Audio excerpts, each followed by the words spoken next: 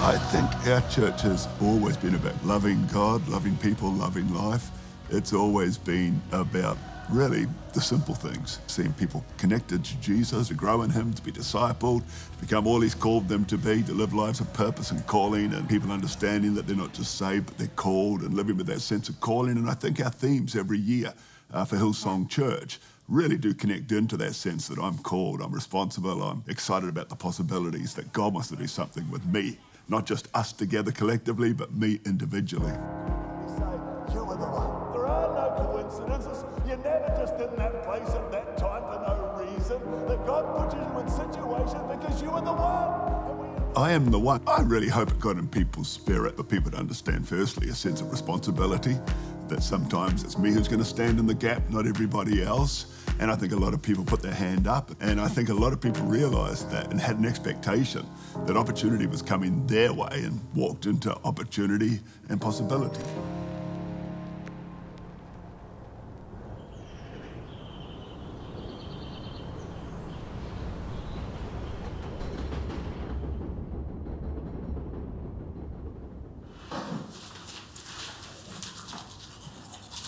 Just det.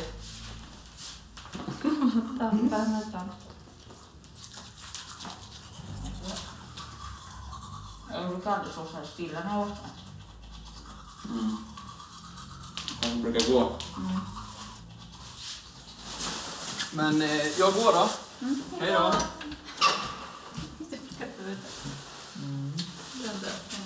Ja, men jag brukar ändå göra det. Hej då.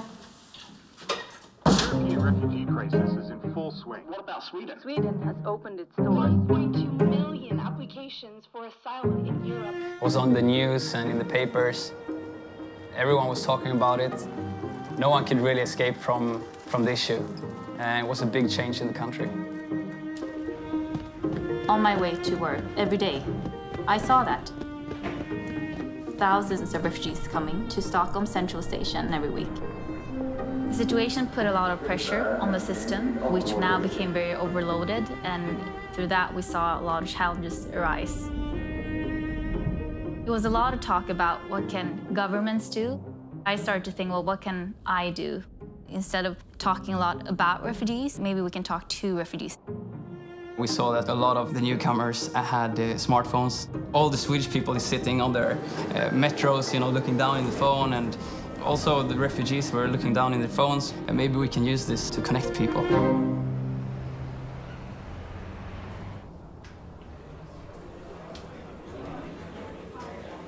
We decided to create an app. Tobias was an app designer, and I had worked with product and business development. So these things were the things we had in our hands that came natural for us. So after our normal day jobs, we gathered a team of friends and colleagues, and we spent evenings and nights on this.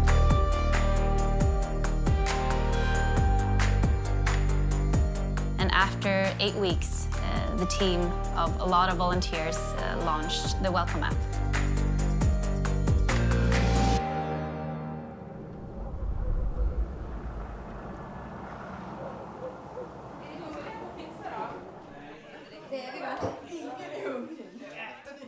Welcome Up. It's a very good tool. When we have connect groups sometimes, and I feel like, no, we're just Christians here now, it's not fun enough, then I can go in and welcome them to our connect group. Tonight we have invited a guy here, Welcome Up, and I just write to him that, hey, you're welcome to our connect group. Klipp eller så. Eller så skär jag bara. Jag tror sax är det bästa. Men då blir det lite... Arbeta fram tallrikar. We're gonna pick him up and he's gonna eat pizza with us. Ja, ska vi ta lite pizza då? Yes!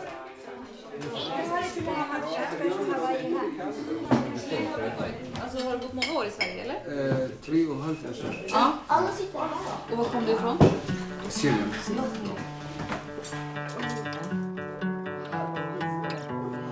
Vi tillhör kyrkan i kristna, eller Hillsong. Då på Connect-gruppen, Då har du ett litet ord tillsammans från Bibeln. Aha, okej. Ja, så du ska få vara med här och vara lite så här. Du får fråga, ställa frågor och sådär. Har du varit i någon kyrka sådär? It's the best tool, I think, for me, like a Swede, to connect with the refugees and to welcome them.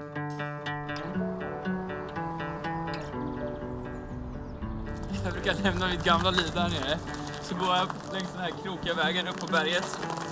Och så är det bara liksom, det finns ingenting mellan mig och i himlen. Och så hänger man med Gud lite. Så blir man lite bättre varje dag. Lite förvandlad.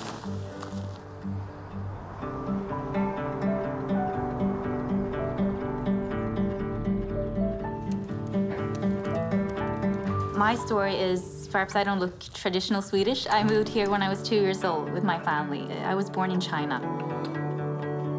My dad, he has felt the challenges of not being able to speak Swedish fluently, having a different surname. So my parents has always encouraged me to work harder because in order to get the same opportunities, they told me you gotta study harder.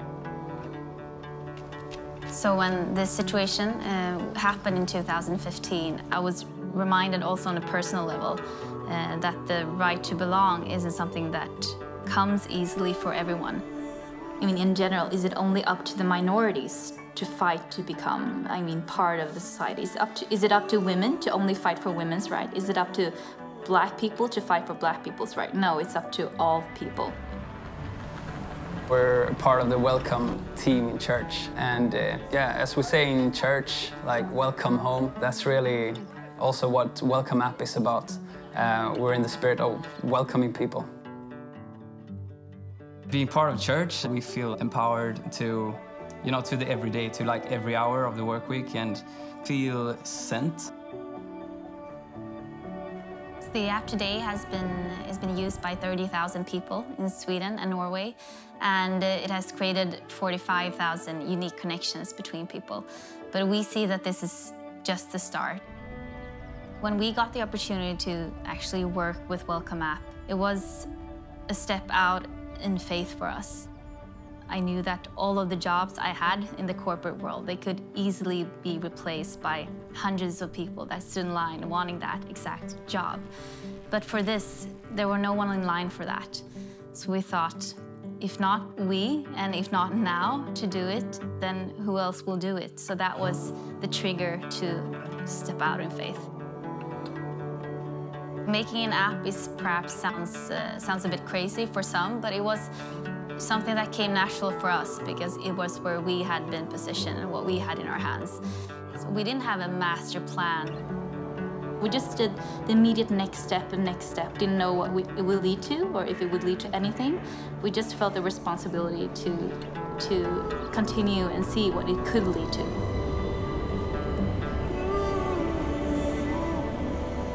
It's true to say that every year people ask us, what's the vision going to be? And they come with great expectation and excitement. And in all truthfulness, it's the same vision that we've been out working for 30-something years. It grows and it morphs, and it's a continual revealing of calling and mandate and mission. And so we actually walk into a new year with that attitude of faith, and then this adventure unfolds.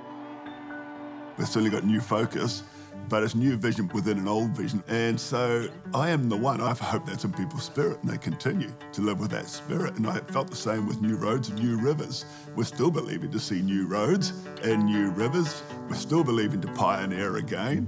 We're still believing that he'll crown our year with his goodness, which is some of the past themes we've had. So yeah, I think we make this a focus for this year, but it doesn't end there.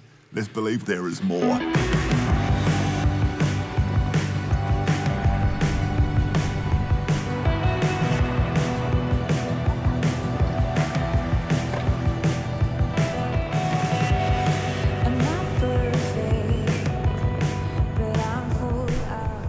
Some socks on, you think? What do you think? Oh. You wanna say hi? You wanna say hi? It's okay. Carter has pure syndrome. On her 5th chromosome, the pure alpha protein is deleted. We got some chocolate pancakes. Is that okay? It's a significant developmental delay. All right, where did those go? Here, try it. It's like a cookie. Is it cookie? Yeah. How about that? Who's sleeping in the bed? Keep quiet, Mama. Do we want to wake them up?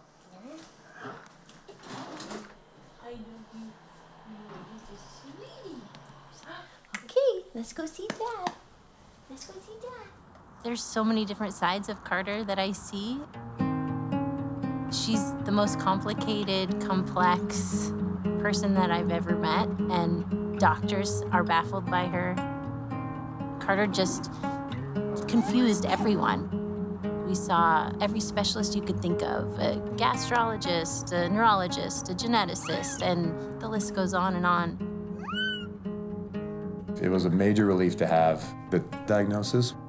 She was the 40th case in the world at the time when she got that diagnosis. I think it's over 120 known cases now around the world.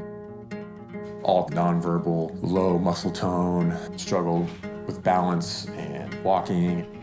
All right, we're gonna leave in 5 minutes. We gotta clean up all our toys. Set, go. Go. Clean up all those toys. As far as challenging our faith, it didn't rock my faith in a way of like questioning whether God is real or why God would allow this to happen or why us. He chose us to steward Carter's life, and I kind of wear that as a badge of honor. Some days are harder than others.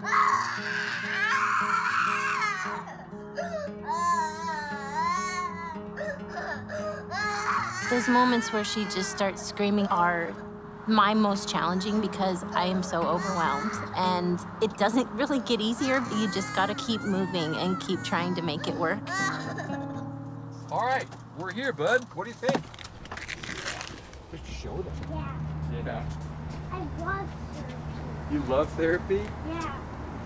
Let's get shoes and socky booties on first. She has perseverance like nothing I've ever known. She does not give up. Go, Carter, go. So given the time, she can do it all by herself. You do it. I can't help. I know. There we go. There's just this little light in Carter, and she's just looking deep into your soul, kind of making you focus on what's important in life.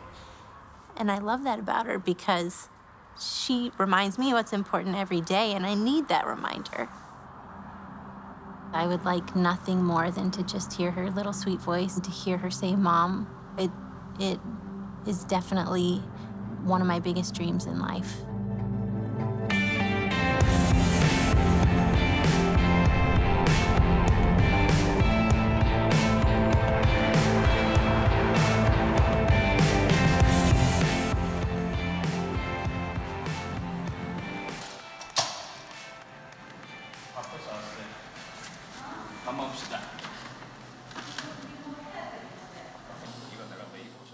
My parents, they've been doing this for 30+ years. They're every day, completely just into it.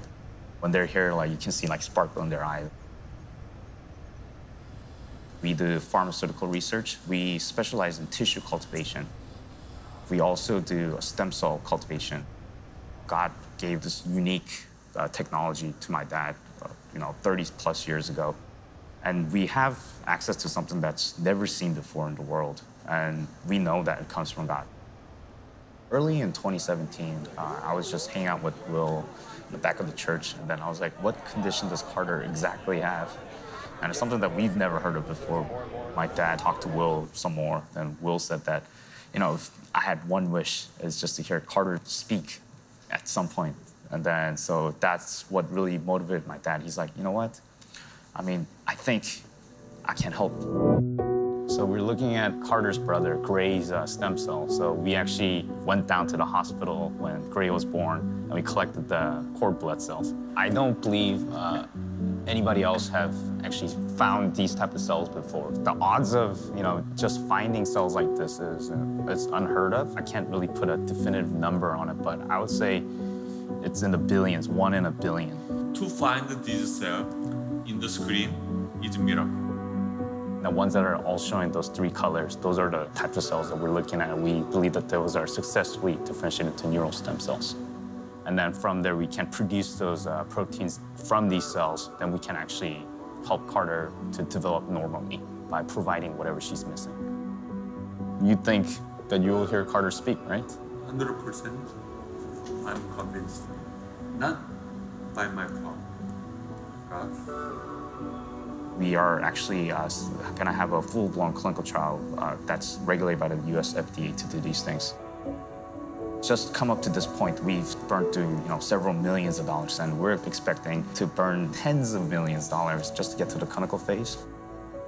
For-profit businesses cannot take on projects like that. But once again, we feel that God has given my father this technology and given us these resources to do what we need to do exactly for purposes like this. And we know even from our little bit of our experiences that when we take on challenges like that, then God opens new doors in ways that we can never imagine. And then we know that, so that when chances like this come up, then we'll put our hands up and we'll do it, even though we may not have everything figured out.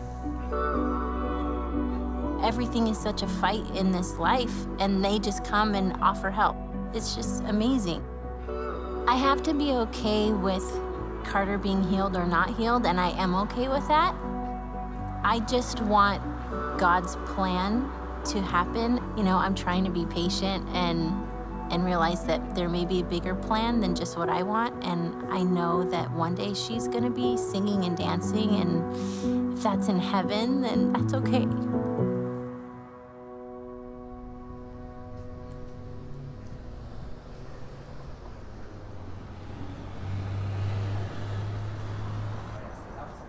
What's up, guys? Hi! What up? Hi, beautiful. How are you? Good to see you. How are you? Guys, it's crazy. It's literally been exact 1 month since the day. I was like,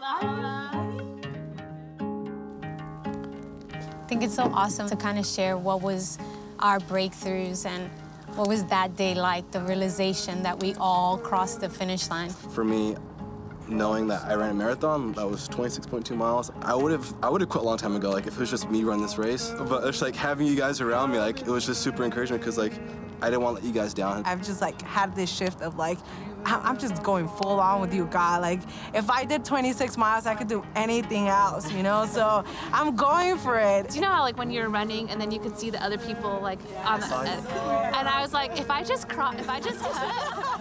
When the invitation of running a marathon from my best friend came, in all sincerity, I wasn't physically ready. And yet, it's a little contagious when you start talking about the previous half marathons that we had done together. So out of that conversation led to the idea, what if for our 40th birthday, we run a full marathon? And I think with the season I was in, where 40 was kind of like a negative at the doctor's office, constantly telling me that, my clock was ticking, it became the motivation. We're in the journey of officially now starting IVF. All my life, I just never envisioned myself without kids. That just wasn't even an option. I've had my seasons when I'm like, God, I'm getting older. Like you've promised, this is something you've placed in my heart. You said I'd be a mom. And God challenged me in my own desire to see a miracle come to pass. What if I ran for somebody else's miracle? Trusting God with my miracle, but then believing for somebody else's miracle to come to pass. And then that's when God began to shape the why behind why I would run. By the end of the weekend that I decided to run, 2 people agreed that same weekend that they would run. And it turned into a ripple effect. All of a sudden, we had a team and everybody started running for something bigger than themselves. As a church, we were in that theme of I am the one. And then it just unwrapped to it being we are the I am the one team.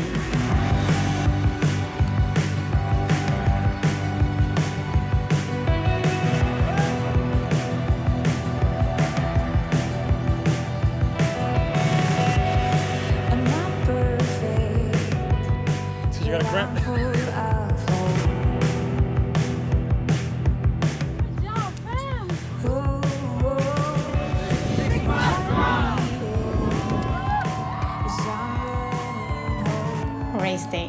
I was good until after a couple of hours.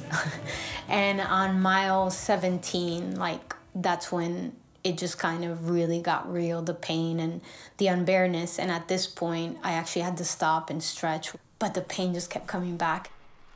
After mile 18, it got really quiet. It was just literally myself and my best friend and another person that were the only ones on the trail. And I just picked up and like started running, speaking, yes, I can do this. But as I'm running, I'm going like, oh, I don't know if I can. At this state, all streets were back open. We don't see signs, and eventually we went the wrong way. And I'm like a bit freaking out, like maybe I should take an Uber to the finish. But then Welling texts me and is like, where are you? I will go to you and guide you back. And we finally like meet, and he's like, it's this way. And we go on the main street, and I start seeing the team. They're like, you're almost there, you know? And it's mile 25. And then from a distance, I see the little girl I'm actually running for.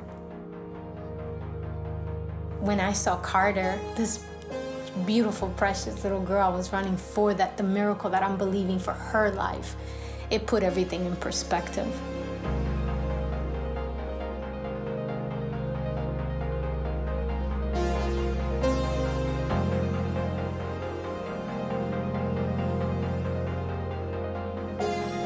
This was me giving it my all.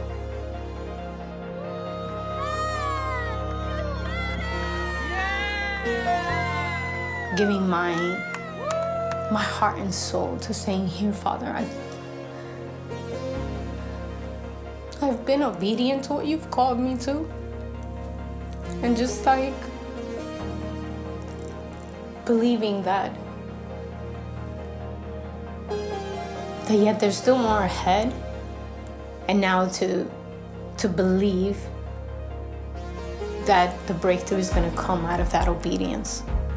And it's kind of crazy, but I received the list of injections and appointments that we're about to embark on in this journey of IVF treatment.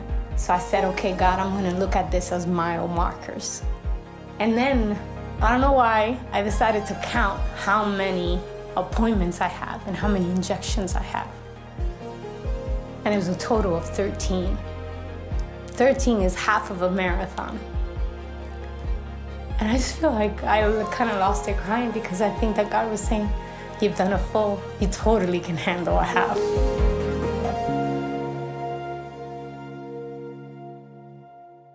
People know Hillsong for so many things, the worship, the conferences, so many of those things. But I just am absolutely certain that the greatest blessing we have at Hillsong Church is the people, and there is gold in the people of our church. I'm really, when it comes to more believing, we're going to see God moving in a way we've never seen before in our church. People are going to be able to testify that God opened heaven's windows and they've seen more of his promise and his power working in their lives. And whatever they need more of from God, I'm going to believe this year with them, with you, that is exactly what you're going to see this year. When the light succeeds the shadows and the morning comes again. There's definitely more people to hear the truth of who this amazing God is. There's definitely more people out there, more ears and hearts to reach. The Lord says, there's multitudes in the valley of decision. And so we can't ever tire of that. We can't ever arrive as a church, no matter how wondrous and gorgeous it is. There's always more people, and we don't have to throw a stone very far from any of us to find people who haven't even heard yet that there's this gorgeous God in heaven who believes in them. We'll take heart, set our eyes above and look up till we see again and stay fast, for our future is in Him. Ephesians 3:20 has always been a scripture that has inspired me. To think that God could do exceeding abundant above anything we could ask or think according to his power that works in us, because our lives and our church's life is a living example that God can surpass our talent, our gift. I just think as we believe for that, Ephesians 3:20, the power that works in us, and that power, of course, is the power of the Holy Spirit, the power of Jesus Christ himself. As we see that outworked, we're going to all experience incredible more.